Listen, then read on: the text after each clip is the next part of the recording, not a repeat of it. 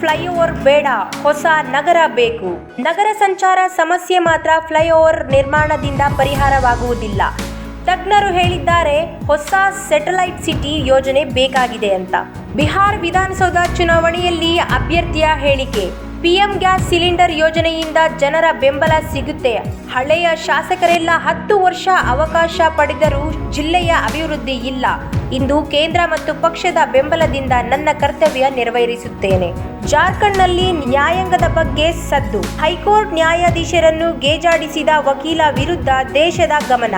ನ್ಯಾಯಾಂಗ ಮಿತಿಗಳನ್ನು ಮೀರಬಾರದು ಎಂದು ಹೇಳಲಾಗಿದೆ. ಕರ್ನಾಟಕದ ಸ್ಥಳೀಯರ ಹಕ್ಕುಗಳ ವಂಚನೆ. ಕರ್ನಾಟಕದಲ್ಲಿ ಸ್ಥಳೀಯ ಹಕ್ಕುಗಳನ್ನು ಹೊರದೇಶೀಯ ಪ್ರಭಾವಕ್ಕೆ ಒಳಗಾಗುತ್ತಿವೆ ಎಂದು ಕಿರಣ್ ಶಾ ಮತ್ತು ಕೊಂಕಣಿ ಮೊಹಮ್ಮದಾಸ್ ಪೈ ಅಭಿಪ್ರಾಯಪಟ್ಟಿದ್ದಾರೆ. ಸರ್ಕಾರ ಮತ್ತು ಗುತ್ತಿಗೆದಾರರು ಬಾಕಿ ಬಿಲ್ ಪಾವತಿಗೆ ಗಡುವು. ರಾಜ್ಯ ಸರ್ಕಾರ ಗುತ್ತಿಗೆದಾರರಿಗೆ 1 ತಿಂಗಳು ಗಡುವು ನೀಡಿತ್ತು. ಬಾಕಿ ಬಿಲ್ ಪಾವತಿ ಒತ್ತಾಯ. ಗುತ್ತಿಗೆದಾರರು ಸರ್ಕಾರದ ನಿರ್ಧಾರವನ್ನು ತಪ್ಪಿಸಿಕೊಂಡಲ್ಲಿ ಎಚ್ಚರಿಕೆ ನೀಡಲಾಗುತ್ತದೆ.